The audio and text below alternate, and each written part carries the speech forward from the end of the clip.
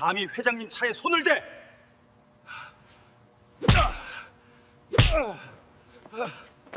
수행비서의 손이 그대로 날아왔습니다.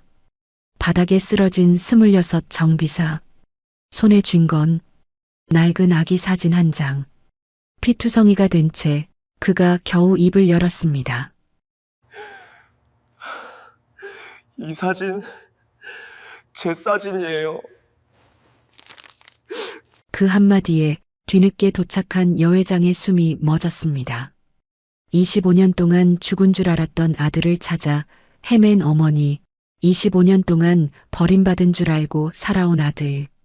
같은 사진을 쥐고 마주 선 두 사람. 도대체 이들 사이에 무슨 일이 있었던 걸까요?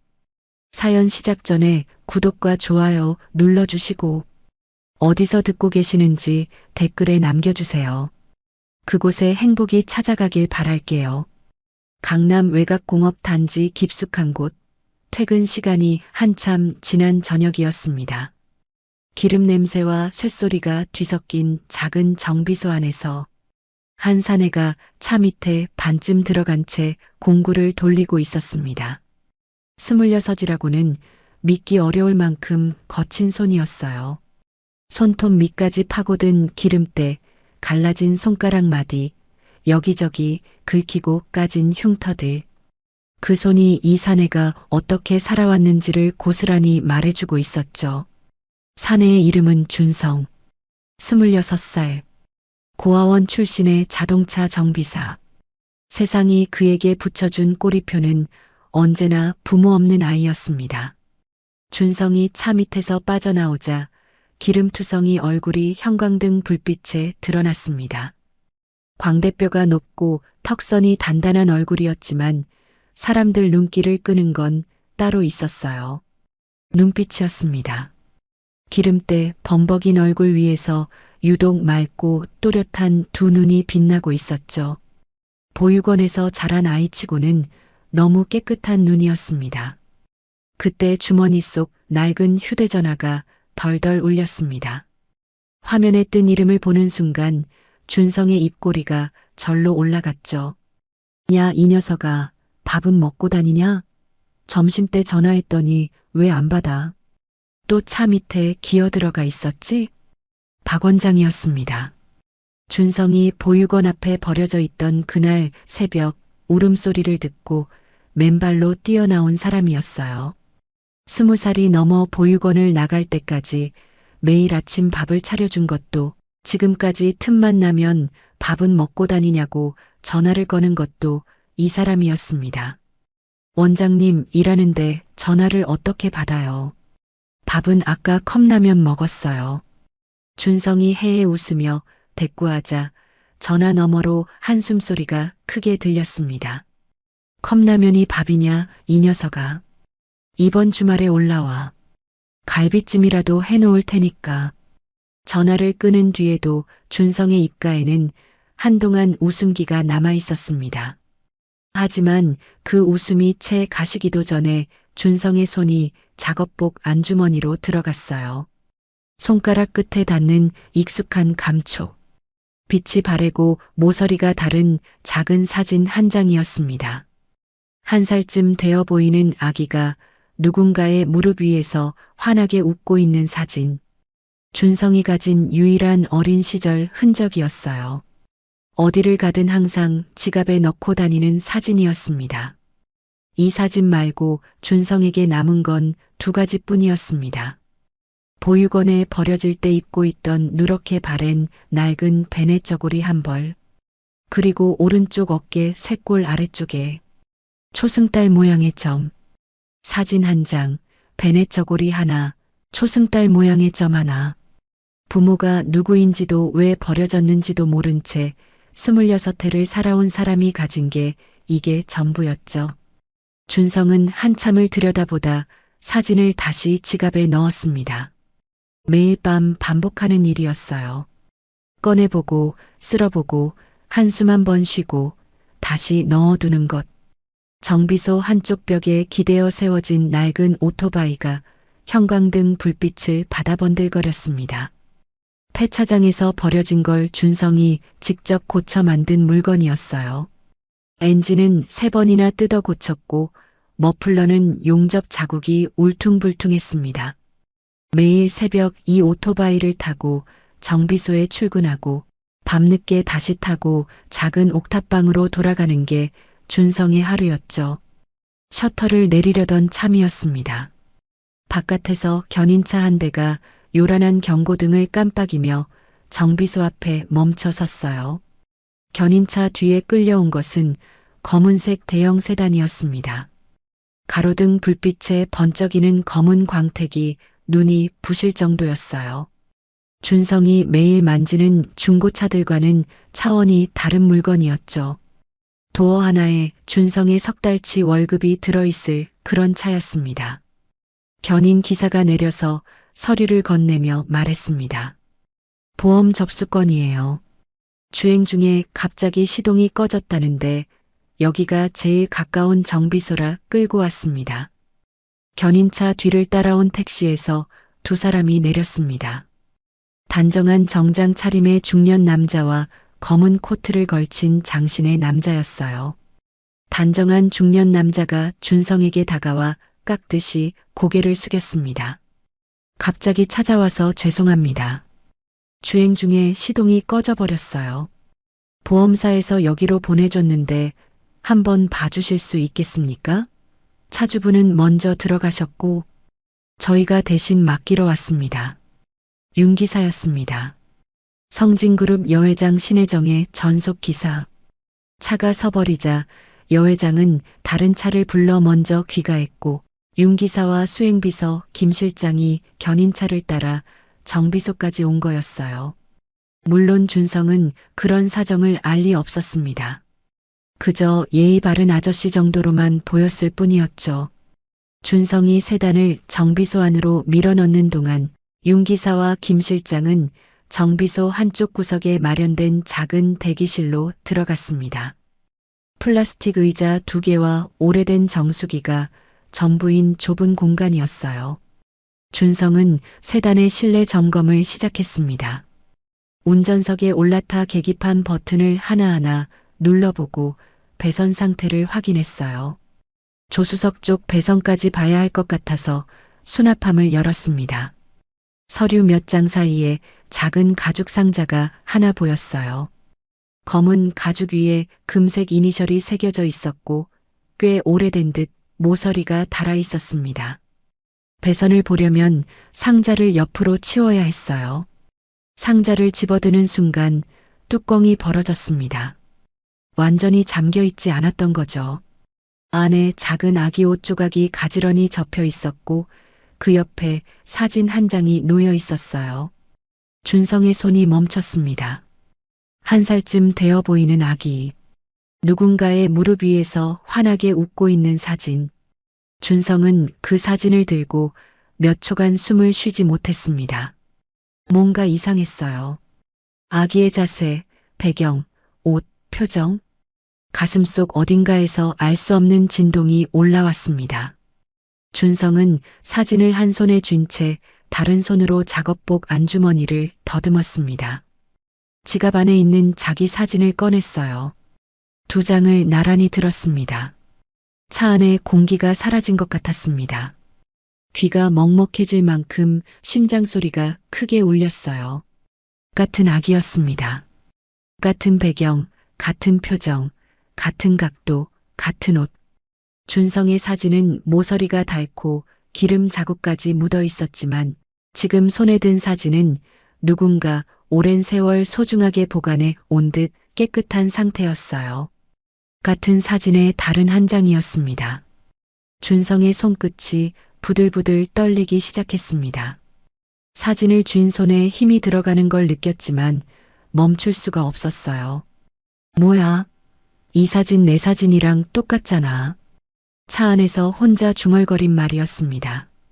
아무에게도 하는 말이 아니었어요. 하지만 목소리가 떨리고 있었습니다. 그 말을 들은 사람이 있었습니다. 대기실에서 커피를 들고 나오던 윤 기사였어요.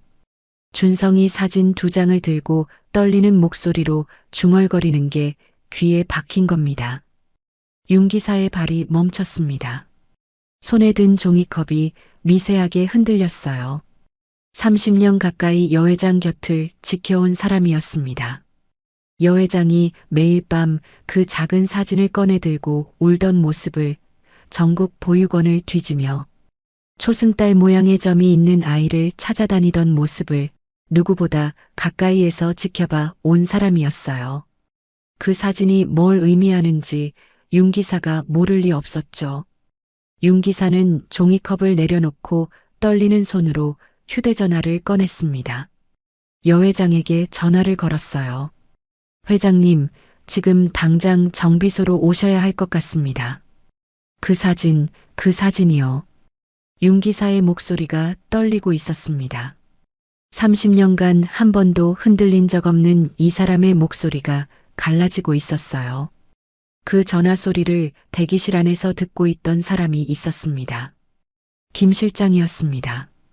성진그룹 여 회장의 수행비서. 김 실장의 얼굴이 순간적으로 굳었어요. 의자에서 벌떡 일어나 정비소 쪽으로 성큼 걸어 나왔습니다. 준성이 2장의 사진을 쥔 채 차에서 내리는 순간이었습니다. 뭐야 이게? 감히 회장님 차 안에 물건에 손을 대? 김 실장의 고함이 정비소 안을 찢었습니다. 그런데 이 남자의 반응이 이상했어요. 정비사가 수납함을 만진 것에 화가 난 거라고 보기에는 얼굴에 떠오른 감정이 단순한 분노가 아니었습니다. 눈동자 깊은 곳에서 뭔가 다른 게 스쳤어요. 하지만 그건 찰나의 일이었고 곧바로 차가운 표정이 그 위를 덮었습니다. 김 실장이 준성의 멱살을 움켜잡았습니다. 말이 채 끝나기도 전에 주먹이 턱을 가격했어요. 준성의 몸이 작업대에 부딪히며 공구들이 와르르 쏟아졌습니다.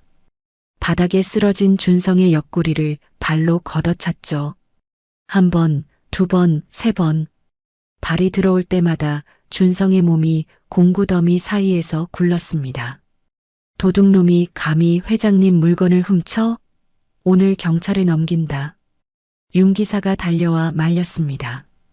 김 실장, 그만해요. 사람을 왜 이렇게까지. 하지만 김 실장은 윤 기사를 팔로 밀어내며 준성의 손에서 사진을 빼앗으려 했습니다. 준성은 바닥에 엎드린 채 몸을 웅크렸어요.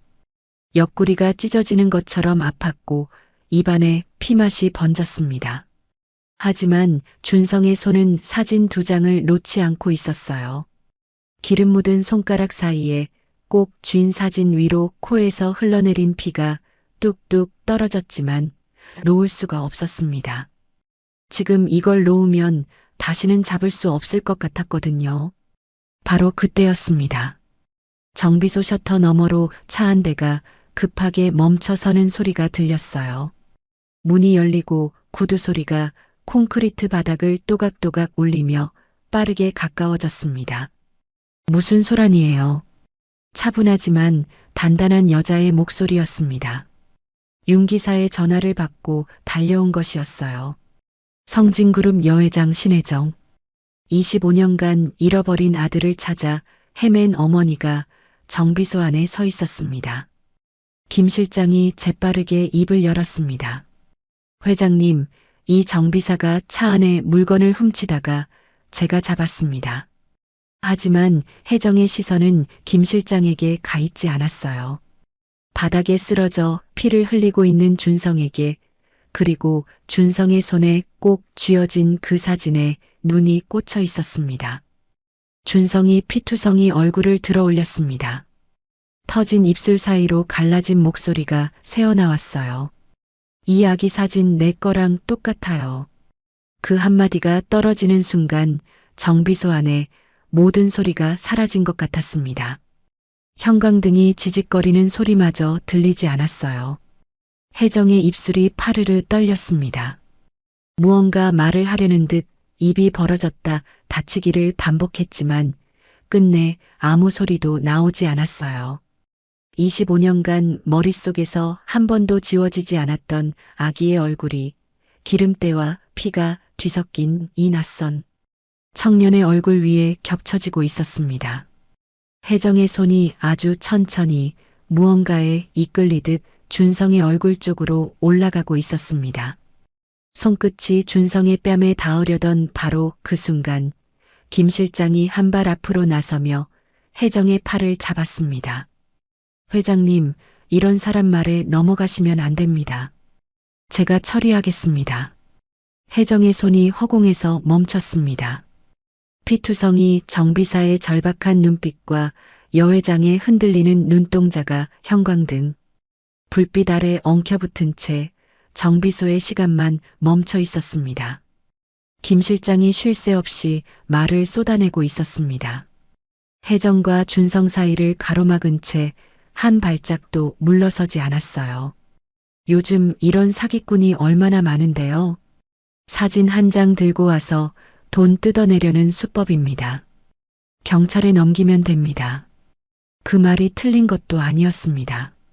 실제로 혜정은 25년간 아들을 찾는다는 소문이 퍼지면서 셀 수 없이 많은 사기꾼들에게 당해왔거든요. 가짜 제보에 속아 달려갔다가 빈손으로 돌아온 게 한두 번이 아니었습니다.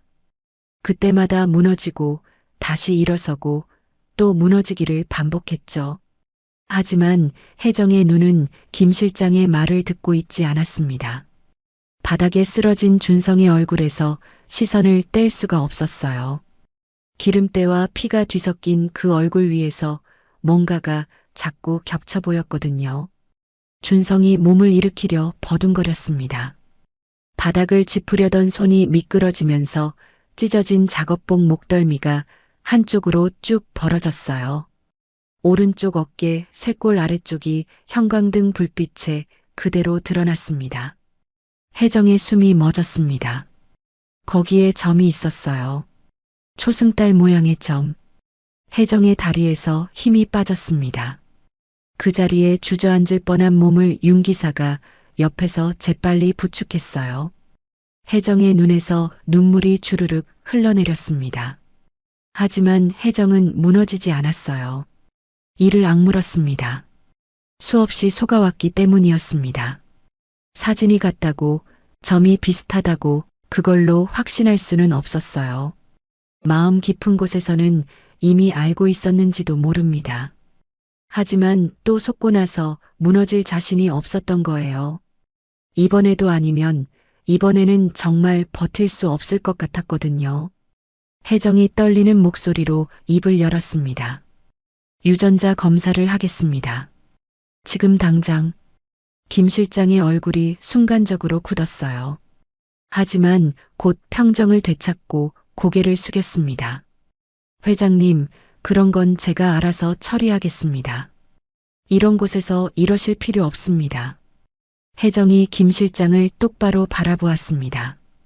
25년간 곁을 지켜준 수행비서였지만 지금 이 순간만큼은 혜정의 눈에 양보가 없었어요. 내가 직접 할 거예요. 내 눈으로 확인할 겁니다. 그 한마디에 김 실장은 더 이상 말을 잇지 못했습니다. 윤 기사가 주머니에서 손수건을 꺼내 준성에게 내밀었습니다. 떨리는 손이었어요. 30년간 여 회장 곁에서 온갖 일을 겪어온 사람의 손이 떨리고 있었습니다. 일단 피부터 닦아요, 젊은 사람. 살벌한 정비소 안에서 유일하게 따뜻한 한마디였습니다. 준성은 손수건을 받아들고 윤 기사의 얼굴을 올려다봤어요. 이 아저씨의 눈에도 눈물이 고여 있었습니다. 무슨 영문인지 준성은 알 수 없었지만 그 눈물이 가짜가 아니라는 건 느낄 수 있었어요. 그날 밤 혜정은 자신이 아는 가장 믿을 만한 병원에 긴급 유전자 검사를 의뢰했습니다. 결과가 나오기까지 이틀, 48시간이었어요. 준성에게 그 48시간은 평생에서 가장 긴 시간이었습니다. 다음 날 아침 정비소에 나와 일을 하려고 했지만 손에 아무것도 잡히지 않았어요. 공구를 들어도 머릿속은 온통 그 사진이었습니다. 같은 아기, 같은 사진, 그리고 눈물을 흘리던 그 여자. 혹시 진짜 내 엄마인 걸까? 그 생각이 스칠 때마다 준성은 고개를 세차게 저었습니다. 기대하면 안 된다는 걸 몸이 먼저 알고 있었거든요. 보육원에서 자란 아이는 그런 걸 일찍 배웁니다. 기대하면 아프다는 거. 희망이 크면 클수록 무너졌을 때 더 깊은 구덩이에 빠진다는 거. 그래서 준성은 차라리 아니길 바랬어요. 아니면 아닌 대로 지금처럼 살면 되니까. 기름때 묻히고 공구 돌리고 컵라면 먹고 옥탑방에서 잠들면 되니까. 하지만 밤이 되면 달랐습니다. 옥탑방 바닥에 누워 천장을 보다가 결국 지갑을 꺼냈어요. 사진을 들고 어두운 천장에 대고 올려다보았습니다.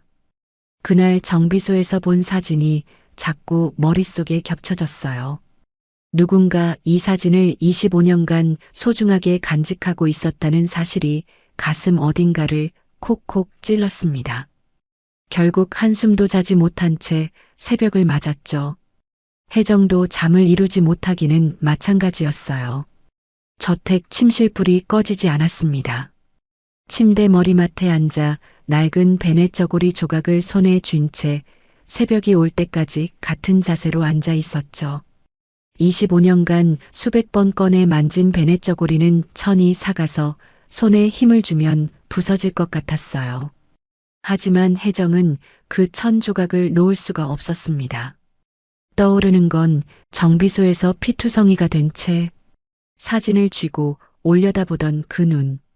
자기 아기 사진이랑 똑같다고 떨리는 목소리로 말하던 그 눈이 자꾸 떠올랐습니다.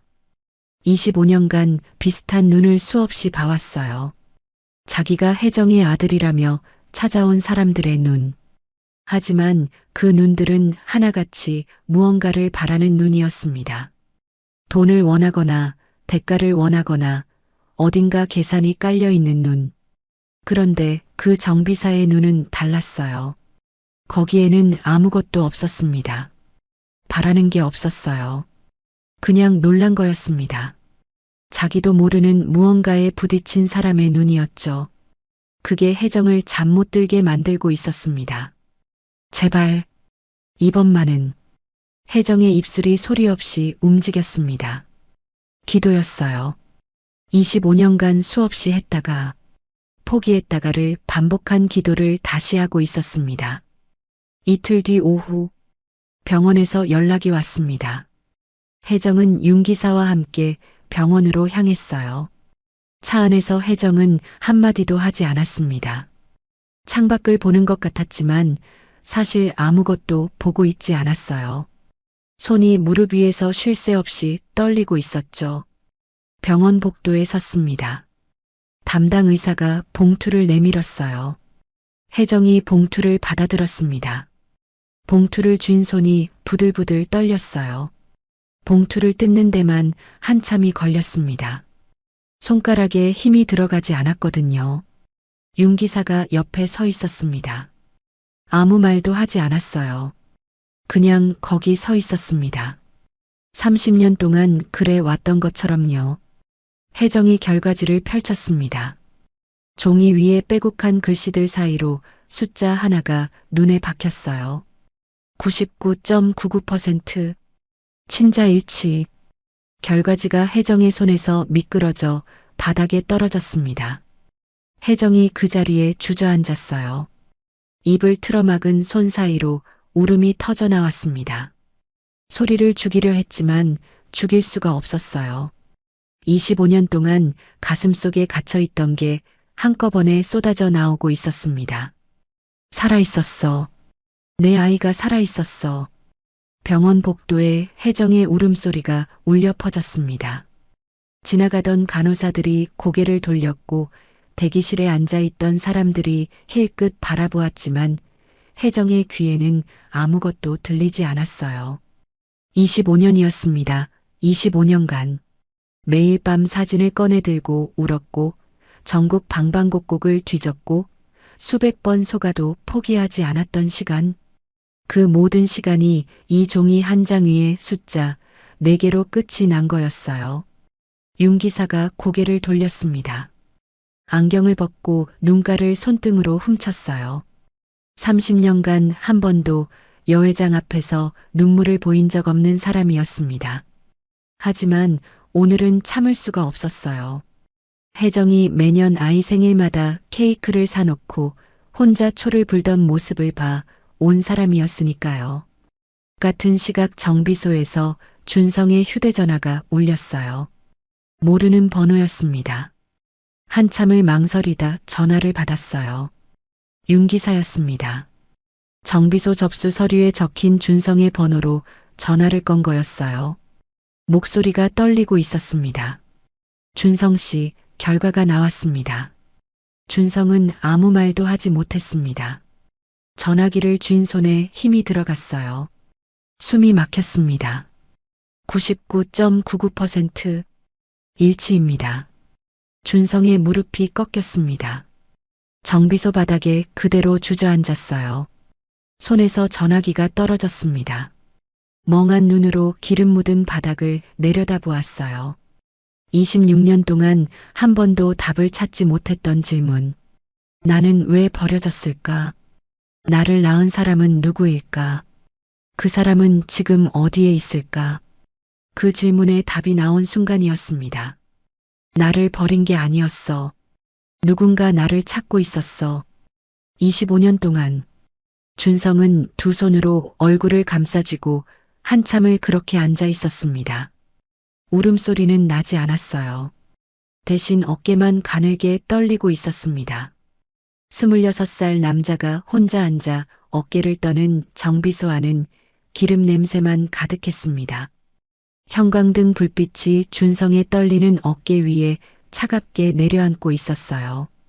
25년 만에 어머니와 아들이 서로를 찾았습니다.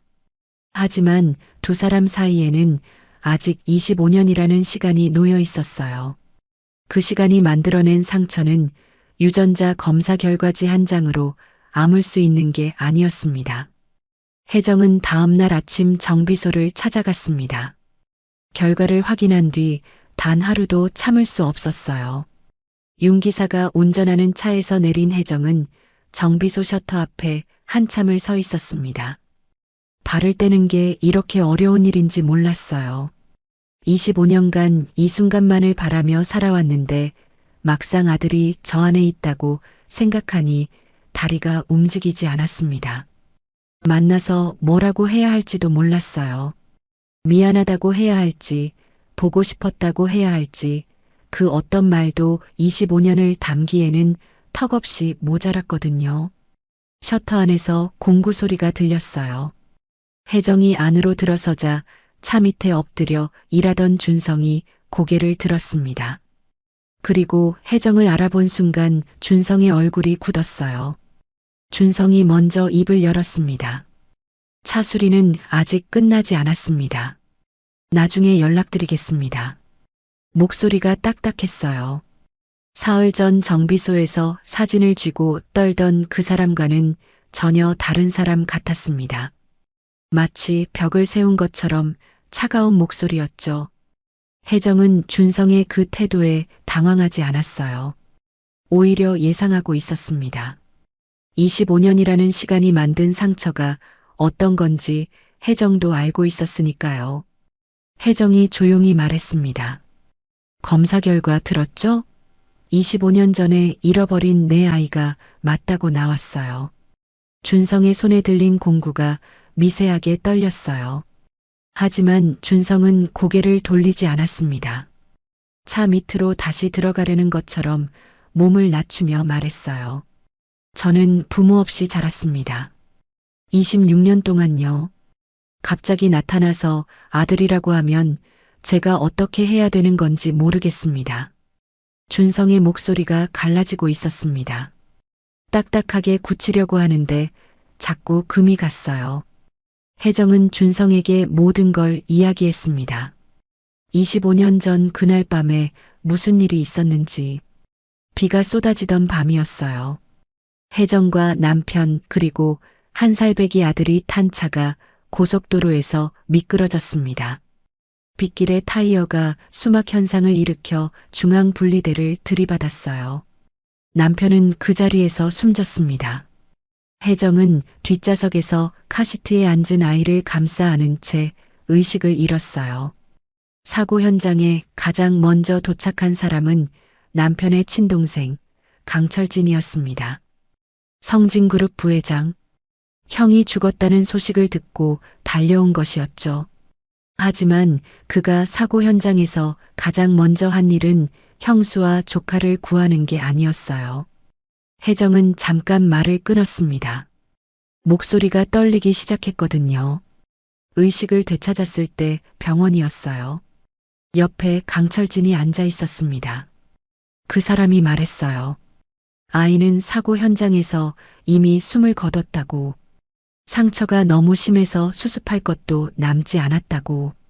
서류를 내밀었어요. 사망 서류를. 혜정의 손이 무릎 위에서 떨렸습니다.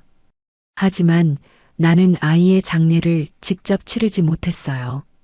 유골도 보지 못했습니다. 강철진이 자기가 다 처리했다고 했지만 나는 끝까지 믿을 수가 없었어요.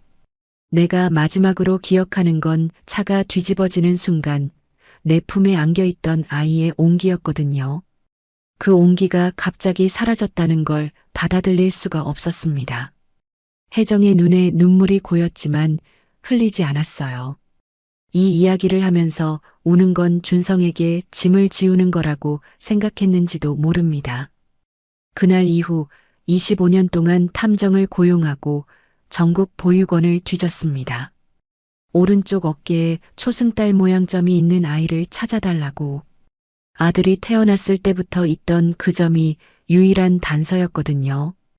혜정은 성진그룹 회장으로서 가진 모든 자원을 동원했어요. 직접 보육원을 찾아가 아이들 어깨를 확인하겠다고 사정한 적도 있었습니다. 그런데도 찾지 못했어요. 25년이나. 유력한 단서가 나올 때마다 막다른 골목이었어요. 탐정이 추적하던 정보가 갑자기 끊기거나 가짜 제보가 쏟아져 들어와서 진짜 단서가 묻혀버리거나. 한 번은 탐정이 경기도의 한 보육원에서 초승달 모양점이 있는 아이 기록을 찾았어요. 달려가려는데 갑자기 그 보육원이 화재로 기록이 전소됐다는 연락을 받았습니다. 그때는 운이 없다고 생각했어요. 하지만 지금 생각하면 운이 아니었습니다. 혜정의 목소리가 작아졌습니다. 누군가 조직적으로 방해하고 있었던 겁니다. 그리고 그 사람이 25년간 내 곁에서 날 감시하고 있었다는 걸 몰랐어요. 준성이 고개를 들었습니다. 혜정이 말을 이었어요. 정비소에서 김 실장이 당신을 때리는 걸 보고 이상하다고 느꼈어요. 수행비서가 왜 저렇게까지 하나 싶었거든요. 그래서 윤 기사한테 부탁해서 뒤를 조사했더니 그 사람이 강철진의 사람이었습니다. 내 곁에서 수행비서로 일하면서 내가 아들을 찾는 걸 막고 있었던 겁니다. 25년 동안. 정비소 안이 조용해졌습니다. 형광등이 지직거리는 소리만 울렸어요. 준성은 한참 동안 아무 말도 하지 않았습니다. 바닥을 내려다보고 있었어요. 공구를 쥔 손에 힘이 잔뜩 들어가서 손가락 마디가 하얗게 변해 있었습니다. 준성이 입을 열었을 때 혜정이 기대한 말은 나오지 않았습니다. 그래서요? 목소리가 차가웠어요. 재벌이면 뭐든 할 수 있잖습니까? 그 돈이면, 그 권력이면 저 하나 못 찾았습니까? 25년이요. 그 한마디에 혜정의 얼굴에서 핏기가 빠졌습니다. 방해를 받았다고요? 탐정도 고용하고 보육원도 뒤졌다고요? 근데 25년 동안 못 찾았다고요? 저는 그 25년 동안 보육원에서 잤어요. 때로는 굶었어요. 부모 없는 애라고 손가락질 받으면서 살았어요. 그동안 어머니라는 분은 어디에 있었습니까? 준성의 목소리는 높아지지 않았습니다. 오히려 낮아졌어요. 낮고 갈라진 목소리가 고함보다 더 깊은 곳에서 나오고 있었죠. 눈은 충혈되어 있었지만 눈물은 나오지 않았습니다. 울면 지는 거라고 25년간 그렇게 버텨온 사람이었으니까요. 25년간 가슴에 묻어두었던 것들이 올라오고 있었습니다. 보육원에서 다른 아이들이 부모 면회 올 때마다 혼자 뒤뜰에 앉아있던 밤. 다른 애들은 엄마가 사다 준 과자를 먹는데 준성은 급식실에서 남은 빵을 주머니에 넣어두고 아껴 먹었어요. 입양 갈 뻔하다가 번번이 무산되면서 자기한테 뭔가 문제가 있나 보다고 생각했던 날. 세 번째 입양이 취소됐을 때 원장님이 울면서 미안하다고 했는데 준성은 그때 이미 울지 않았습니다.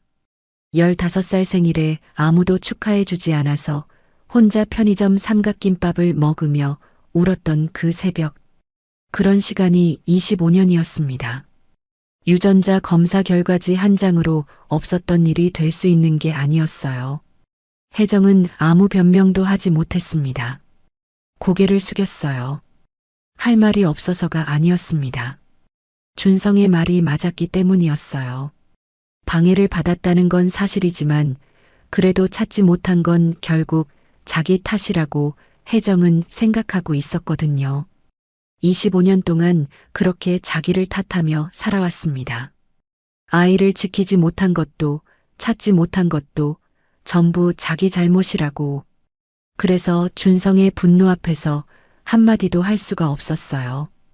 그 분노를 받을 자격조차 자기에게 있는지 모르겠다고 생각했으니까요. 준성이 공구를 작업대 위에 내려놓았습니다. 조용히 하지만 단호하게 말했어요.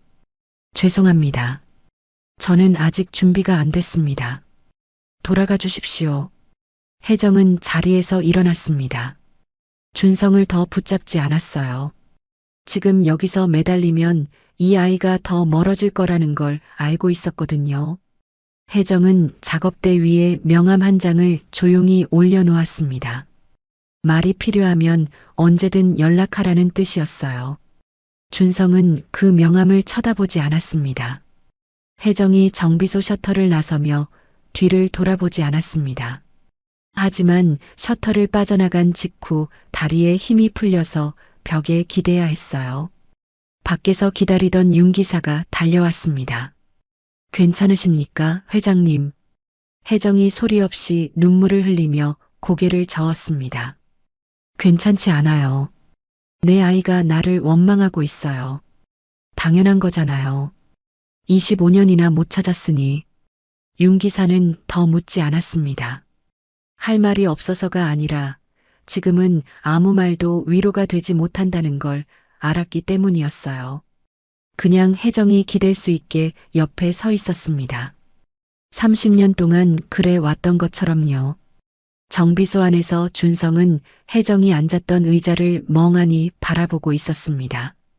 의자 위에 명함이 놓여 있었어요. 쫓아나가고 싶었습니다. 엄마라고 부르고 싶었어요. 하지만 몸이 움직이지 않았습니다. 25년간 혼자였던 사람은 누군가에게 기대는 법을 모릅니다. 기대면 무너질 것 같았거든요. 그리고 무너지고 나서 또 혼자가 되면 그때는 진짜 일어설 수 없을 것 같았습니다. 준성은 공구를 다시 집어들었습니다.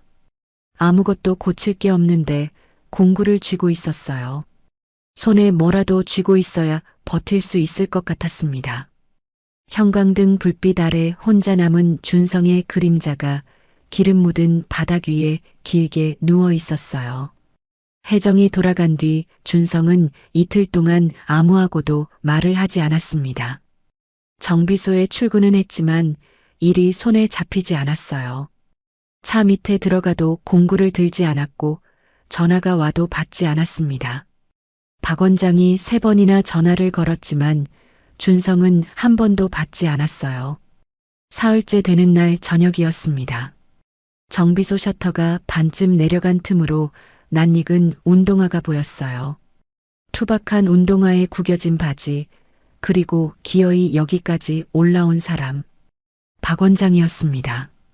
경기도에서 여기까지 버스를 3번 갈아타고 온 거였어요. 손에는 비닐봉지가 하나 들려 있었습니다. 안에 김밥 2줄과 식혜 두 캔이 들어 있었죠. 이 녀석아, 전화를 왜 안 받아? 죽었나 살았나 확인이라도 해야 할 거 아니냐?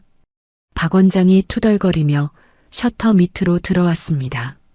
하지만 준성의 얼굴을 보는 순간 투덜거림이 멈췄어요. 이틀간 잠을 못 잔 게 뻔한 얼굴이었거든요. 충혈된 눈, 푹 꺼진 볼, 면도도 하지 않은 턱. 보육원에서 가장 힘든 시절에도 이런 얼굴은 하지 않았던 아이였습니다. 박 원장은 아무 말 없이 비닐봉지를 작업대 위에 올려놓고 준성 옆에 앉았습니다. 좁은 작업대 앞 낡은 의자 두 개에 나란히 앉았어요. 한참 동안 아무도 말이 없었습니다. 형광등이 지직거리는 소리만 정비소 안을 채우고 있었죠. 박 원장은 준성이 먼저 말을 꺼낼 때까지 기다렸어요. 25년 동안 이 아이를 키우면서 배운 게 하나 있다면 준성은 재촉하면 입을 닫는 아이라는 거였습니다. 준성이 먼저 입을 열었습니다. 원장님, 그 여자 사람이 찾아왔었어요. 박 원장은 이미 알고 있었습니다. 윤 기사가 며칠 전 보육원으로 연락을 해왔거든요. 25년 전 보육원 앞에 버려진 아기가 성진그룹 여회장의 아들이었다는 것. 유전자 검사 결과가 일치했다는 것. 박 원장은 그 전화를 받고 한참을 말을 잇지 못했습니다. 준성이 고개를 숙인 채 말을 이었어요. 그 사람이 25년 동안 찾아다녔다고 하더라고요. 누가 방해해서 못 찾았다고. 근데 저는 그게 어떻게 받아들여지질 않아요. 재벌인데 25년 동안 못 찾았다는 게. 준성의 목소리가 떨렸습니다. 분노인지 서러움인지 본인도 모르는 것 같았어요. 박 원장은 한참을 듣고만 있었습니다. 그리고 입을 열기 전에 길게 숨을 한 번 내쉬었어요.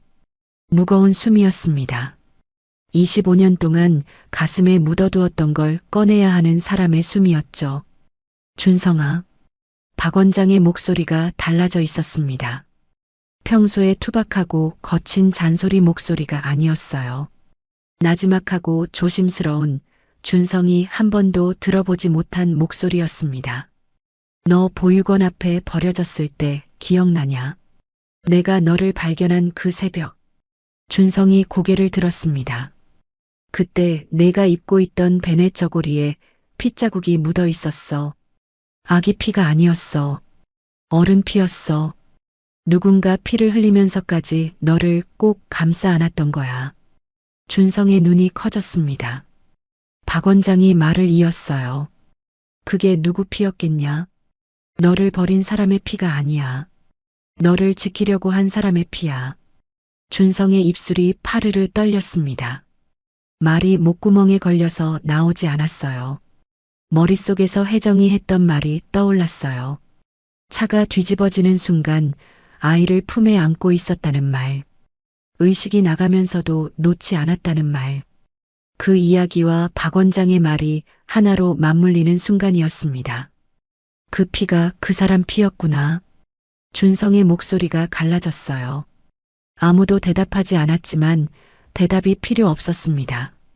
박 원장이 눈을 내리깔며 말했습니다. 25년 동안 이걸 왜 말 안 했냐고 물을 거지. 차마 못했어. 부모한테 버림받은 아이한테 누군가 널 지키려고 했다는 말을 해봤자 뭐가 달라지겠냐 싶었어. 오히려 더 혼란스러울까봐.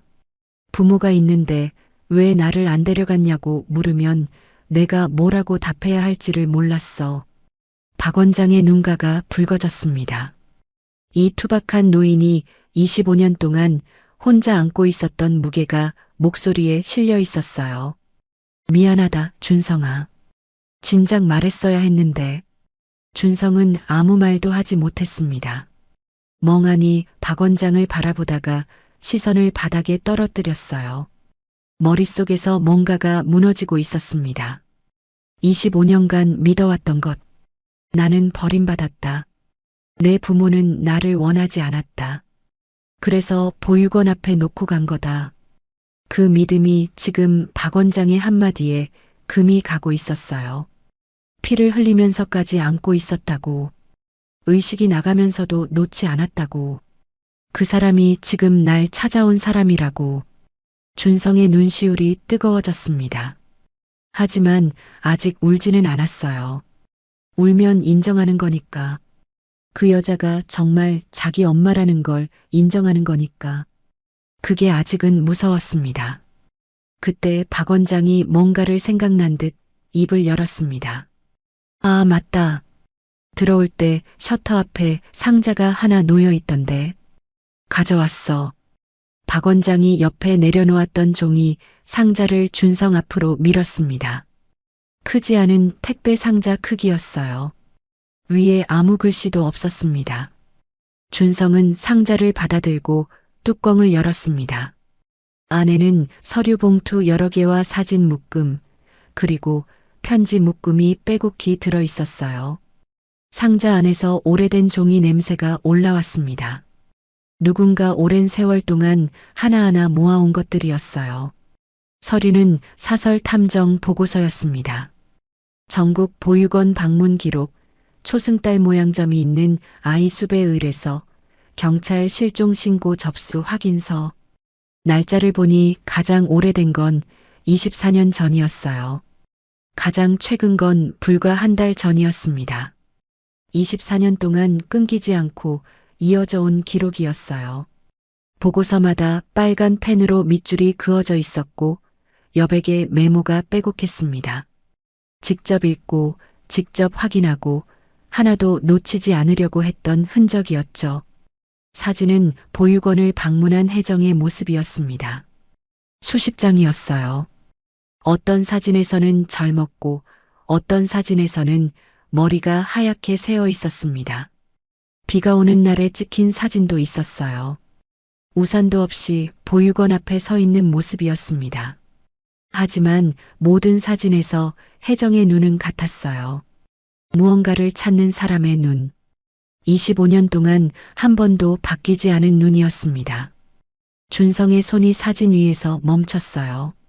한 장을 집어들었습니다. 보육원 정문 앞에서 찍힌 사진이었어요. 배경에 보이는 건물이 낯익었습니다. 준성이 자란 보육원이었어요. 혜정이 이 보육원에도 왔었던 겁니다. 그런데 만나지 못했어요. 코앞까지 왔는데 만나지 못한 거였습니다. 준성의 손이 편지 묶음에 닿았어요. 묶음을 풀자 봉투가 25장 나왔습니다. 각 봉투 위에 날짜가 적혀 있었어요. 전부 같은 날짜였습니다. 매년 같은 달, 같은 날. 준성의 생일이었어요. 준성은 가장 오래된 봉투부터 열었습니다. 첫 번째 생일. 오늘 내가 좋아할 것 같은 장난감을 샀어요. 언제 줄 수 있을지 모르지만 엄마가 갖고 있을게요. 손가락 끝이 떨렸습니다. 다음 편지를 열었어요. 다섯 번째 생일. 요즘 같은 또래 아이들이 유치원 가방을 메고 다니는 걸 보면 다리에 힘이 풀려요. 우리 아이도 저렇게 크고 있을까? 한 장 한 장 넘길 때마다 글씨체가 달라졌습니다. 처음에는 또박또박했던 글씨가 해가 갈수록 흔들리고 있었어요. 잉크가 번진 자리도 있었습니다. 눈물이 떨어진 자국이었죠. 10번째 생일. 이제 학교에 다닐 나이구나. 어디서 뭘 하고 있니? 밥은 먹고 다니는 거니? 20번째 생일. 엄마를 원망해도 좋아요. 그래도 제발 살아만 있어다오. 준성은 마지막 봉투를 열었습니다. 25번째 생일. 올해도 편지를 씁니다. 글씨가 떨려서 거의 읽을 수가 없었어요. 이제는 살아있다는 것만으로도 감사해요. 어디에 있든 뭘 하고 있든 밥만 먹고 다녔으면 좋겠어요. 엄마가 미워도 괜찮으니까 제발 건강하기만 해요. 준성은 더 읽을 수가 없었습니다. 편지를 쥔 손이 부들부들 떨렸어요. 눈앞이 흐려졌습니다. 참고 참았던 눈물이 터져 나왔어요. 버린 게 아니었습니다. 25년 동안 단 하루도 포기하지 않았습니다. 매년 생일마다 편지를 쓰고 줄 수 없는 선물을 사놓고 눈물을 흘리며 기다렸던 사람이 있었어요. 준성이 편지 묶음을 가슴에 끌어안았습니다. 정비소 바닥에 주저앉아 소리 없이 울었어요. 어깨가 들썩이는데 소리가 나지 않았습니다. 26년 동안 울지 않겠다고 버텨온 사람이 처음으로 무너지고 있었어요. 박 원장이 옆에서 아무 말 없이 준성의 등을 토닥였습니다. 투박한 손이었어요. 25년 동안 이 아이의 아버지 노릇을 해온 손이었습니다. 그 손이 준성의 등을 토닥이는 동안에도 박 원장의 눈에서는 소리 없이 눈물이 흘러내리고 있었어요. 한참이 지나서야 준성이 고개를 들었습니다. 눈이 벌겋게 부어 있었어요.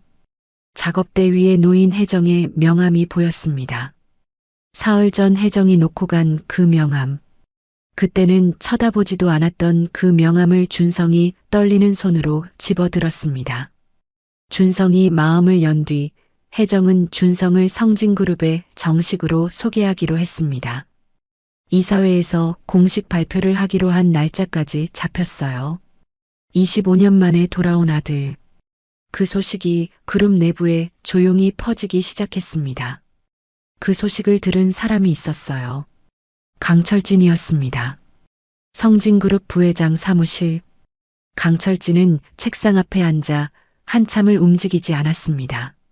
손에 들린 보고서에는 유전자 검사 결과와 이사회 일정이 적혀 있었어요. 읽고 또 읽었지만 글씨가 눈에 들어오지 않았습니다. 손가락 끝이 미세하게 떨리고 있었어요. 두려움이었습니다. 평생 형의 그늘에서 살다가 형이 죽고 나서야 손에 넣은 이 자리. 25년간 쌓아 올린 모든 게 무너지기 직전이었습니다. 25년 전 빗길에서 형이 죽던 그 밤. 사고 현장에서 조카를 빼돌려 보육원 앞에 버린 것. 위조한 사망 서류를 형수에게 건넨 것. 김 실장을 심어 25년간 수색을 방해한 것. 그 모든 게 드러나기 직전이었습니다. 그때 사무실 문이 열렸어요. 김 실장이었습니다. 혜정의 곁에서 쫓겨난 뒤 강철진에게 매달리고 있던 김 실장은 얼굴이 반쯤 망가져 있었어요. 정비소에서 준성을 폭행한 것, 25년간 수색을 방해한 것. 수사가 시작되면 자기도 끝이라는 걸 알고 있었습니다. 두 사람의 이해관계는 하나로 맞아떨어졌어요. 혜정과 준성이 이사회에 서는 순간 둘 다 끝입니다. 강철진이 입을 열었습니다. 25년 전이랑 똑같이 하면 돼. 사고로 처리하면 아무도 모른다. 김 실장이 고개를 끄덕였습니다. 이사회 당일 새벽이었습니다. 아직 해가 뜨기 한참 전 저택 지하 주차장은 어둡고 조용했어요. 김 실장이 주차장으로 들어왔습니다. 수년간 수행비서로 일하면서 익혀둔 경비 교대 시간과 비상구 위치를 이용한 거였어요. 혜정의 차 밑으로 기어 들어간 김 실장은 브레이크 라인을 교묘하게 손상시켰습니다. 완전히 끊지는 않았어요. 주행 초반에는 멀쩡하다가 속도가 붙으면 서서히 압력이 빠지도록 만든 거였습니다. 고속도로에 올라간 뒤에야 브레이크가 안 먹히는 걸 알게 되는 구조였죠. 작업을 마치고 주차장을 빠져나가는 김 실장의 뒤로 미세한 기름 자국이 바닥에 남았습니다. 김 실장은 그걸 확인하지 못했어요. 아침이 밝았습니다. 혜정이 이사회에 참석하기 위해 먼저 출발했어요. 윤 기사가 차를 몰았습니다. 준성은 자기 오토바이를 타고 따로 출발하기로 했어요. 혜정이 같이 가자고 했지만 준성은 오토바이로 따라가겠다고 했습니다. 대신 출발 전에 저택에 들르기로 했어요. 혜정이 이사회용 정장을 준비해 놓았거든요. 평생 작업복만 입어온 아들한테 정장 하나 입혀서 보내고 싶었던 거죠. 준성이 저택 주차장에 도착했을 때 혜정의 차는 이미 떠난 뒤였습니다. 오토바이를 세우고 헬멧을 벗는데 발밑에 뭔가가 보였어요. 기름 자국이었습니다. 보통 사람이라면 그냥 지나쳤을 거예요. 주차장 바닥에 기름 자국쯤이야 흔한 일이니까요. 하지만 준성은 정비사였습니다. 매일 차 밑에 들어가 기름과 부품을 만지는 사람이었어요. 이 자국이 엔진 오일인지 미션 오일인지 브레이크 오일인지 색깔과 점도만 봐도 구분할 수 있었습니다. 브레이크 오일이었어요. 준성의 눈빛이 달라졌습니다. 자국을 따라 고개를 숙이고 걸었어요. 자국은 혜정의 차가 주차되어 있던 자리까지 이어져 있었습니다. 그 끝에 작은 부품 조각이 떨어져 있었어요. 준성이 조각을 집어들었습니다.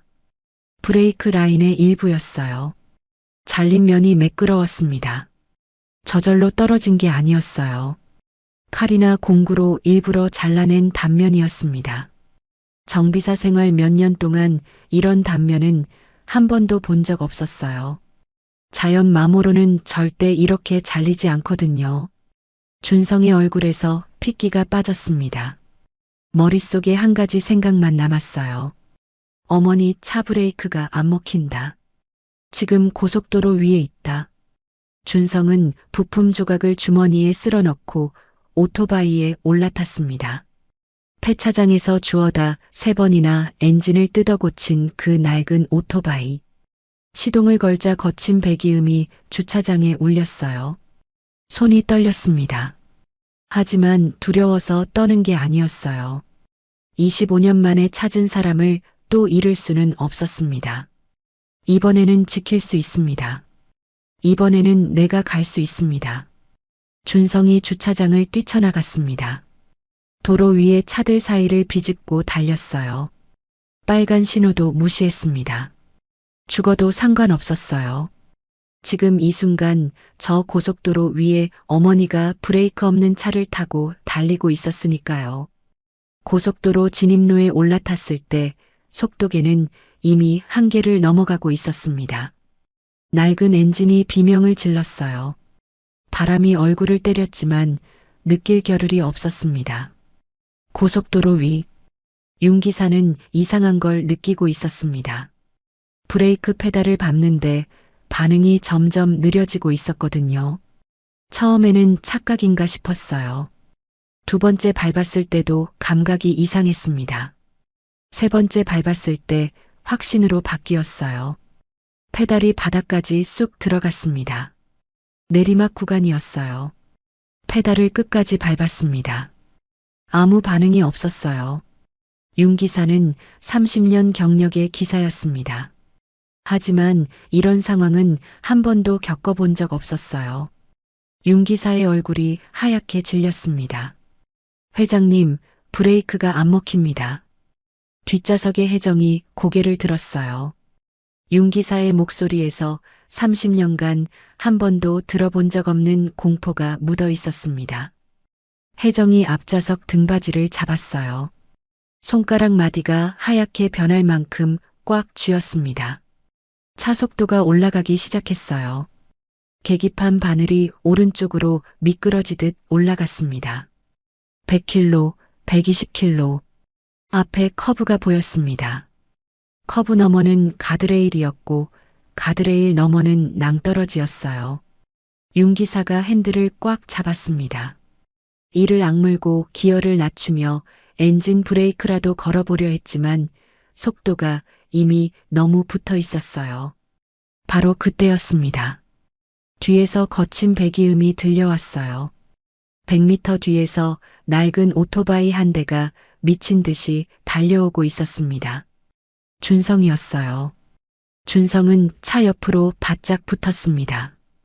바람에 몸이 찢어질 것 같았지만 핸들을 놓지 않았어요. 운전석 창문 너머로 윤 기사의 눈이 보였습니다. 하얗게 질린 눈이었어요. 준성이 소리쳤습니다. 오른쪽으로 꺾으세요. 가드레일에 비벼서 세워요. 윤 기사는 한순간도 망설이지 않았습니다. 고개를 끄덕이고 핸들을 오른쪽으로 돌렸어요. 준성이 오토바이를 차체 오른쪽 뒤 팬더에 바짝 갖다 대고 몸을 기울였습니다. 차와 오토바이가 동시에 가드레일 쪽으로 밀려갔어요. 쇳소리가 귀를 찢었습니다. 차체가 가드레일에 부딪히며 불꽃이 튀었어요. 철판이 긁히는 굉음이 고속도로 위를 가득 채웠습니다. 가드레일이 휘어지면서 차의 속도가 조금씩 줄어들었어요. 하지만 아직 멈추지 않았습니다. 오토바이가 가드레일과 차 사이에 끼었습니다. 준성의 몸이 오토바이에서 튕겨나가며 아스팔트 위를 굴렀어요. 한 바퀴, 두 바퀴, 작업복이 찢겨나가고 피부가 아스팔트에 깎여나갔습니다. 하지만 차는 멈추고 있었습니다. 가드레일에 차체가 걸린 채 끼이익 소리를 내며 속도가 죽어가고 있었어요. 그리고 마침내 멈췄습니다. 커브 끝 낭떠러지 30m 앞에서 윤 기사가 떨리는 손으로 문을 열고 뛰어나왔습니다. 혜정이 뒷좌석에서 비틀거리며 내렸어요. 아스팔트 위에 준성이 쓰러져 있었습니다. 작업복이 찢겨나갔고 팔과 다리에서 피가 흘러나오고 있었어요. 오토바이는 가드레일에 끼어 찌그러져 있었습니다. 폐차장에서 주워다 3번이나 고쳐 타던 그 오토바이가 이번에는 진짜 끝이 난 거였어요. 하지만 준성은 의식이 있었습니다. 피투성이인 얼굴을 들어 혜정을 바라보았어요. 갈라진 입술 사이로 목소리가 새어나왔습니다. 이제 찾았으니까 다시는 손 놓지 않겠습니다. 혜정이 아스팔트 위에 무릎을 꿇고 준성을 끌어안았습니다. 검은 정장 위로 준성의 피가 번졌지만 혜정은 개의치 않았어요. 오히려 더 꽉 안았습니다. 놓으면 또 사라질까봐. 25년 전 그 밤처럼 눈을 뜨면 아이가 없을까봐. 입을 틀어막고 울었습니다. 윤 기사가 피투성이인 채로 떨리는 손으로 119에 전화를 걸었습니다. 목소리가 갈라져서 제대로 말이 되지 않았어요. 사람 살려주세요. 고속도로에서 사고가 났습니다. 우리 회장님 아드님이 다쳤어요. 제발 빨리 와주세요. 30년간 혜정을 지켜온 사람이 처음으로 회장님 아드님이라는 말을 입에 올린 순간이었습니다. 그 5글자를 말하는 윤 기사의 눈에서 눈물이 흘러내렸어요. 고속도로 위에 구급차 사이렌 소리가 멀리서 울려오고 있었습니다. 찌그러진 오토바이 옆에서 어머니가 아들을 안고 울고 늙은 기사가 전화기를 쥔 채 서 있는 그 장면 위로 사이렌 소리가 점점 가까워지고 있었어요. 준성이 실려간 병원은 사고 현장에서 가장 가까운 대학병원이었습니다. 응급실로 들어간 준성의 뒤를 혜정이 따라갔어요. 하지만 수술실 앞에서 막혔습니다. 보호자분은 여기서 기다려주세요. 간호사가 문을 닫았어요. 혜정은 수술실 앞 복도 의자에 앉았습니다. 무릎 위에 놓인 두 손이 쉴 새 없이 떨리고 있었어요. 검은 정장 위에 준성의 피가 아직 마르지 않은 채 번져 있었습니다. 닦을 생각도 못했어요. 닦고 싶지도 않았습니다. 혜정은 눈을 감고 입술을 깨물었어요. 제발 이번에는 돌아와야 해요. 윤 기사가 자판기에서 종이컵 하나를 들고 왔습니다. 혜정 앞에 조용히 내려놓았어요. 혜정은 쳐다보지도 않았습니다. 윤 기사는 아무 말 없이 옆에 앉았어요. 이마에 붙인 반창고 위로 핏기가 비치고 있었지만 자기 상처는 신경도 쓰지 않는 얼굴이었습니다. 2시간이 지났습니다. 시계 초침 소리가 복도에 울렸어요. 혜정은 한 번도 자리에서 일어나지 않았습니다. 화장실도 가지 않았고 물도 마시지 않았어요. 수술실 문에서 눈을 떼면 무슨 일이 생길 것 같았거든요. 수술실 문이 열렸습니다. 의사가 나왔습니다. 생명에는 지장 없습니다. 팔과 다리에 골절과 찰과상이 심하지만 내부 장기 손상은 없어요. 많이 아프겠지만 회복할 수 있습니다. 혜정이 의자에서 미끄러지듯 무릎을 꿇었어요. 두 손으로 얼굴을 감싸고 소리 없이 울었습니다. 감사합니다라는 말이 나오질 않았어요. 목구멍이 꽉 막혀서 숨만 헐떡거렸습니다. 윤 기사가 혜정의 어깨를 잡고 일으켜 세웠어요. 괜찮다고 합니다, 회장님. 괜찮대요. 윤 기사의 목소리도 떨리고 있었습니다. 같은 시각 사고 현장에서는 경찰이 증거 수집을 하고 있었습니다. 고속도로 한쪽 차선이 통제됐어요. 가드레일에 긁힌 자국, 아스팔트 위에 남은 타이어 흔적, 찌그러진 오토바이. 사고의 흔적이 수백 미터에 걸쳐 남아 있었습니다. 준성이 주머니에 넣어둔 브레이크 부품 조각은 윤 기사가 구급대원에게 알려서 확보했어요. 그 부품이 병원을 거쳐 경찰에 넘어갔습니다. 잘림면에서 지문이 검출됐어요. 저택 지하 주차장 CCTV도 확보됐어요. 새벽에 비상구를 통해 주차장에 들어가 차 밑에 기어 들어가는 남자의 모습이 고스란히 찍혀 있었습니다. 들어간 시간, 나온 시간, 얼굴까지 선명했어요. 김 실장이었어요. 체포는 그날 저녁에 이루어졌습니다. 김 실장은 자기 원룸에서 짐을 챙기다가 형사들에게 잡혔어요. 여권과 현금이 가방 안에 들어 있었습니다. 도주 준비를 하고 있었던 거였죠. 수갑이 채워지는 순간 김 실장의 얼굴에서 핏기가 빠졌습니다. 다리에 힘이 풀려 그 자리에 주저앉았어요. 살인 미수 혐의. 브레이크를 조작해 여 회장과 운전기사 그리고 준성까지 죽이려 한 혐의였어요. 하지만 이야기는 거기서 끝나지 않았습니다. 김 실장은 조사실에서 하루를 버텼어요. 입을 꾹 다문 채 아무 말도 하지 않았습니다. 하지만 이틀째 되는 날 형사가 한마디를 던졌어요. 지금 입 다물고 있으면 살인 미수 단독범으로 당신 혼자 다 뒤집어 쓰는 거 알죠?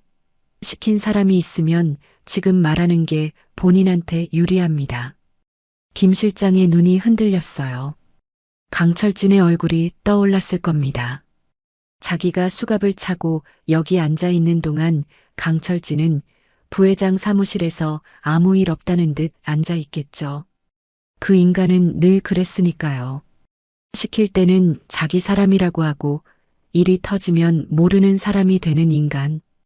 25년간 충성했지만 돌아온 건 늘 그랬습니다. 더러운 일은 김 실장이 했고 결과는 강철진이 가져갔어요. 이번에도 그럴 거였습니다. 혼자 뒤집어 쓰고 혼자 썩을 거였어요. 김 실장의 이가 갈렸습니다. 저 혼자 한 게 아닙니다. 그 한마디가 나오자 나머지는 물이 터진 것처럼 쏟아졌어요. 브레이크 조작을 지시한 사람이 강철진이라는 것. 25년 전 교통사고 현장에서 한살배기 조카를 빼돌려 보육원에 버린 것도 강철진이라는 것. 이유는 하나였어요. 형이 죽으면 그룹의 후계자는 형의 아들인 조카가 됩니다.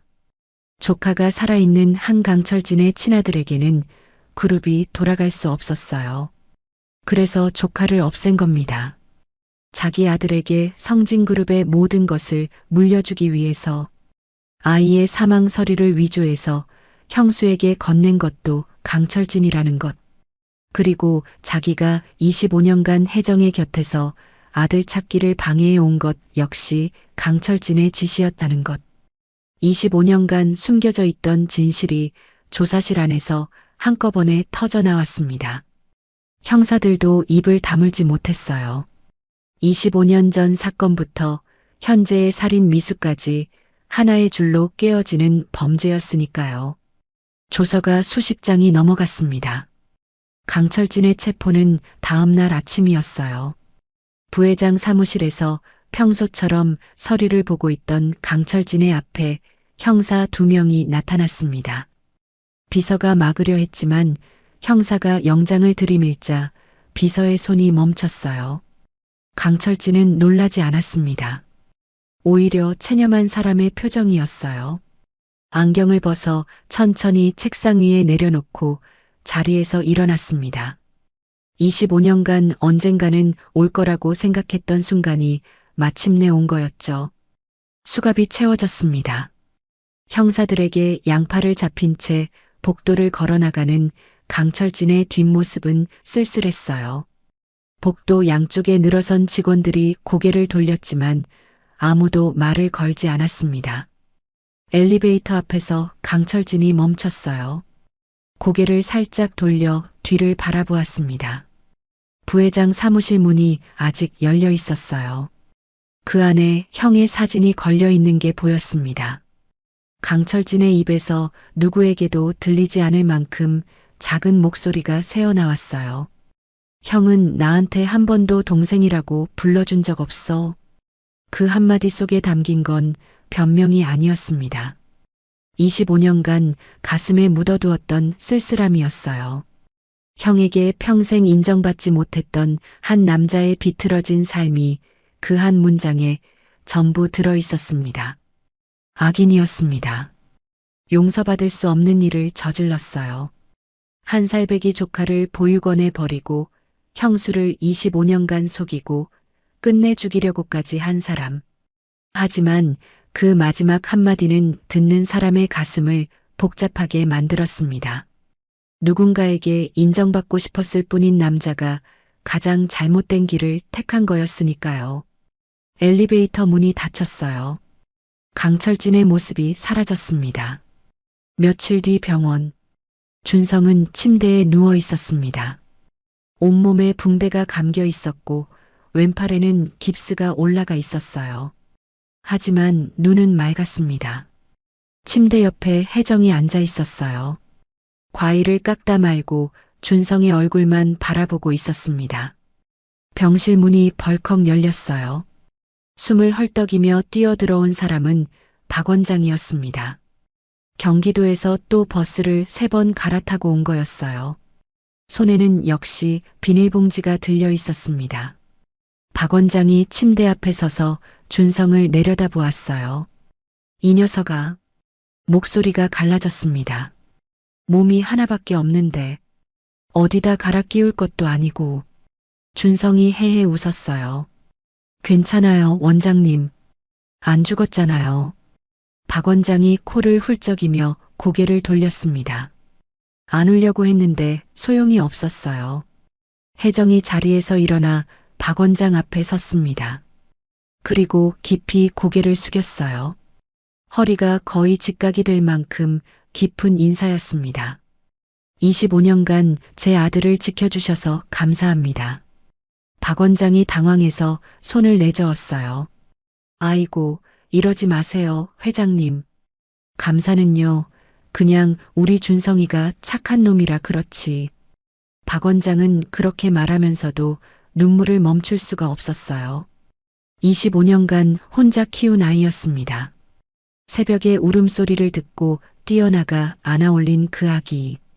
첫 이유식을 먹이고 기저귀를 갈고 열이 나면 밤새 이마에 수건을 올려주고 학교에 보내고 친구 없다고 울면 달래주고 장학금 받으면 누구보다 기뻐하던 사람. 그 아기가 이렇게 커서 누군가를 지키려고 제 몸을 던지는 사람이 됐다는 게 대견하면서도 가슴이 아팠어요. 혜정이 고개를 들고 박 원장의 눈을 바라보았습니다. 두 사람의 시선이 만났어요. 한 사람은 준성을 낳은 어머니였고 한 사람은 준성을 키운 아버지였습니다. 말이 필요 없었어요. 25년이라는 시간이 만들어낸 두 개의 사랑이 이 좁은 병실 안에서 처음으로 만나고 있었습니다. 침대 위에서 준성이 두 사람을 번갈아 바라보았어요. 한쪽 눈이 부어서 잘 보이지 않았지만 두 사람의 얼굴은 선명하게 보였습니다. 준성의 입가에 작은 미소가 번졌어요. 아팠지만 아프지 않았습니다. 모든 폭풍이 지나간 뒤였습니다. 준성이 태어난 건 사고가 나고 3주가 지나서였어요. 왼팔 깁스는 아직 풀리지 않았고 다리를 절뚝거렸지만 준성은 병원에 더 있기 싫다고 했습니다. 혜정이 저택으로 가자고 했어요. 넓은 방에 좋은 침대, 간호사도 붙여주겠다고. 하지만 준성은 고개를 저었습니다. 옥탑방으로 갈게요. 거기가 제 집이니까. 혜정은 더 권하지 않았어요. 고개를 끄덕였습니다. 25년간 아들 없이 살아온 사람이 아들이 살아온 세상을 처음으로 존중하는 순간이었어요. 윤 기사가 차를 몰아 준성의 옥탑방 앞에 내려주었습니다. 좁은 골목이라 차가 들어갈 수 없어서 골목 입구에 세웠어요. 윤 기사가 차에서 내려 뒷문을 열자 혜정이 먼저 내렸습니다. 그리고 준성의 팔을 부축하며 가파른 계단을 올라갔어요. 계단이 좁아서 둘이 나란히 서면 어깨가 부딪혔습니다. 페인트가 벗겨진 벽, 군데군데 갈라진 시멘트 바닥. 혜정의 구두굽이 낡은 계단에 걸릴 때마다 준성이 팔을 내밀었어요. 깁스한 팔이 아닌 쪽으로요. 혜정이 괜찮다며 웃었습니다. 재벌 여회장이 이런 계단을 올라가는 모습은 누가 봐도 어울리지 않았지만 혜정의 발걸음에는 망설임이 없었어요. 옥탑방 문을 열었습니다. 혜정은 문 앞에서 멈칫했어요. 좁았습니다. 혜정의 저택 화장실보다 작은 방이었어요. 한쪽 벽에 작은 싱크대와 가스레인지가 붙어 있었고 반대편에 이불이 개켜져 있었습니다. 옷은 벽에 박은 못에 걸려 있었어요. 옷장이 없었거든요. 작업복 2벌과 낡은 점퍼 하나가 전부였습니다. 구석에 양철 상자가 하나 놓여 있었어요. 준성이 베넷 저고리와 사진을 보관하던 그 상자였습니다. 창문 하나가 있었어요.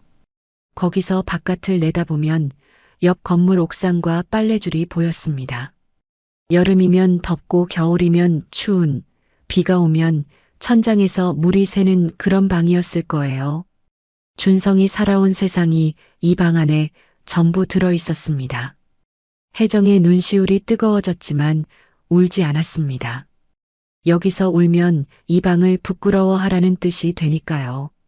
아들이 살아온 곳을 함부로 불쌍하게 보면 안 된다는 걸 혜정은 알고 있었어요. 이 좁은 방에서 혼자 밥 먹고 혼자 잠들면서도 올바르게 자란 아이를 낳은 사람이니까요. 대신 혜정은 싱크대 앞에 섰어요. 뭐 하세요? 준성이 물었습니다. 밥 해줄게. 혜정이 앞치마를 둘러맸습니다. 저택에서 가져온 게 아니었어요. 싱크대 옆에 걸려있던 준성의 낡은 수건을 허리에 둘렀습니다. 냉장고를 열었어요. 컵라면 3개, 계란 1판, 된장 1통, 대파 몇 줄기. 그게 전부였습니다. 혜정은 그걸로 밥을 짓기 시작했어요. 쌀통에 쌀이 조금 남아 있었습니다. 씻어서 밥솥에 넣었어요. 된장찌개를 끓였습니다. 물을 넣고 된장을 풀고 대파를 썰어 넣었어요. 계란 프라이도 부쳤습니다. 후라이팬이 낡아서 계란이 한쪽에 달라붙었어요. 뒤집개로 떼어내다가 노른자가 터졌습니다. 혜정이 작게 한숨을 쉬었어요. 하지만 버리지 않았습니다. 터진 노른자 그대로 접시에 담았어요. 손놀림이 서툴렀습니다. 대파를 써는 칼질이 고르지 않았고 된장을 너무 많이 넣어서 한번 덜어내기도 했어요. 성진그룹 회장이 부엌에서 밥을 해본 적이 언제였겠어요. 저택에는 요리사가 3명이나 있었고 혜정이 직접 부엌에 선 건 아마 수십 년 만이었을 겁니다. 하지만 혜정의 얼굴에는 준성이 한 번도 본 적 없는 표정이 떠 있었어요. 처음 만났을 때의 날카로운 기품도 병원에서의 불안한 눈물도 아니었습니다. 그냥 밥을 해주는 엄마의 얼굴이었어요. 된장찌개가 보글보글 끓었습니다. 좁은 옥탑방 안에 찌개 냄새가 퍼졌어요. 준성은 바닥에 앉아서 그 냄새를 맡았습니다. 태어나서 처음 맡아보는 냄새는 아니었어요. 보육원에서도 된장찌개는 먹었고 혼자 살면서도 끓여 먹었습니다. 하지만 오늘은 달랐어요. 누군가가 자기만을 위해 끓여준 찌개 냄새. 그게 이렇게 다른 건지 준성은 몰랐습니다. 혜정이 밥상을 차렸어요. 밥상이라고 해봤자 바닥에 놓은 작은 접이식 탁자였습니다. 밥 한 공기, 된장찌개 한 냄비, 노른자 터진 계란 프라이 2개, 대파 넣은 간장. 화려한 건 하나도 없었어요. 하지만 혜정은 그 접이식 탁자 위에 반찬을 놓으면서 25년간 꿈꿔왔던 일을 하고 있었습니다. 아들한테 밥을 차려주는 것. 준성이 숟갈을 들었습니다. 찌개를 한 숟갈 떠서 입에 넣었어요. 된장이 좀 짰습니다. 대파가 고르게 썰리지 않아서 어떤 건 크고 어떤 건 작았어요. 세상에서 가장 서툰 된장찌개였습니다. 하지만 준성은 숟갈을 내려놓지 못했어요. 눈물이 밥그릇 위로 뚝뚝 떨어졌습니다. 참으려고 했는데 참을 수가 없었어요. 컵라면에 뜨거운 물을 부어 혼자 먹던 밤이 떠올랐습니다. 편의점 삼각김밥으로 끼니를 때우던 새벽이 떠올랐어요. 누군가 자기를 위해 부엌에 서서 밥을 해줬다는 것. 서툴어도 어설퍼도 자기만을 위해 찌개를 끓여줬다는 것. 박 원장도 밥을 해줬었어요. 하지만 그건 아버지의 밥이었습니다. 엄마가 해준 밥은 이게 처음이었어요. 그 처음이 준성의 벽을 완전히 무너뜨렸습니다. 혜정이 준성의 기름때 묻은 거친 손을 잡았어요. 작업대에서 공구를 쥐느라 굳은 살이 박히고 갈라진 손이었습니다. 혜정이 그 손을 쓸어내리며 조용히 말했어요. 올바르게 자라주어서 고마워요. 준성이 고개를 숙인 채 눈물을 닦지 않았습니다. 닦을 필요가 없었어요. 엄마 앞에서는 울어도 되니까요. 26년 만에 처음으로 그걸 알았습니다. 혜정이 양철 상자에서 낡은 베넷 저고리를 꺼냈어요. 사가서 부서질 것 같은 그 천 조각을 무릎 위에 놓고 조심스럽게 쓸어내렸습니다. 25년 전 이 옷을 입고 있던 아기가 지금 자기 앞에 앉아 밥을 먹고 있었어요. 기름때 묻은 손으로 숟갈을 쥐고 서투른 된장찌개를 먹으며 울고 있었습니다. 혜정도 눈물이 흘렀어요. 하지만 웃고 있었습니다. 옥탑방 문밖이었습니다. 좁은 계단 꼭대기에 두 사람이 나란히 앉아 있었어요. 윤 기사와 박 원장이었습니다. 박 원장은 태어나는 날 병원에서부터 함께 따라왔어요.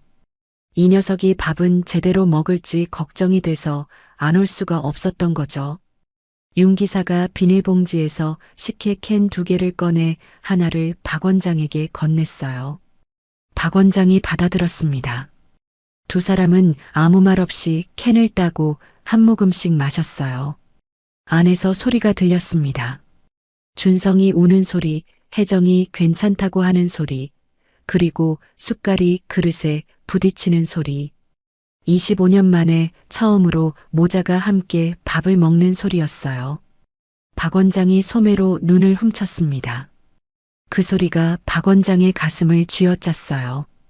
25년 동안 이 아이한테 밥을 해준 건 자기였습니다. 그런데 지금 저 안에서 울면서 밥을 먹는 소리를 들으니 자기가 해준 밥으로는 채울 수 없었던 게 있었다는 걸 알겠었어요. 서운한 게 아니었습니다. 그냥 다행이었어요. 이제 그 빈자리가 채워지니까. 윤 기사가 식혜를 한 모금 마시며 툭 던졌어요. 원장님도 우시네. 안 울어. 눈에 뭐가 들어간 거야? 박 원장이 코를 훌쩍이며 고개를 돌렸습니다. 윤 기사도 고개를 돌렸어요. 반대쪽으로요. 윤 기사의 눈가도 젖어 있었지만 그건 아무도 보지 못했습니다. 준성이 아까 회장님한테 저택 말고 여기로 가겠다고 했을 때요. 윤 기사가 나지막하게 말했어요. 회장님이 바로 그러겠다고 하시더라고요. 한마디도 안 하고 30년간 모셨는데 그런 표정은 처음 봤어요. 아들이 사는 곳이 어디든 거기로 가겠다는 표정이었어요. 박 원장이 식혜 캔을 내려놓으며 하늘을 올려다봤습니다. 옥탑방 너머로 노을이 번지고 있었어요. 하루가 끝나가는 하늘이 주황빛으로 물들어 있었습니다. 윤 기사가 덧붙였어요. 저택에 오시라고 하면 되는 건데 회장님은 그러지 않으셨어요. 이 좁은 계단을 구두 신고 올라오시면서도 한 번도 힘들다는 말을 안 하시더라고요.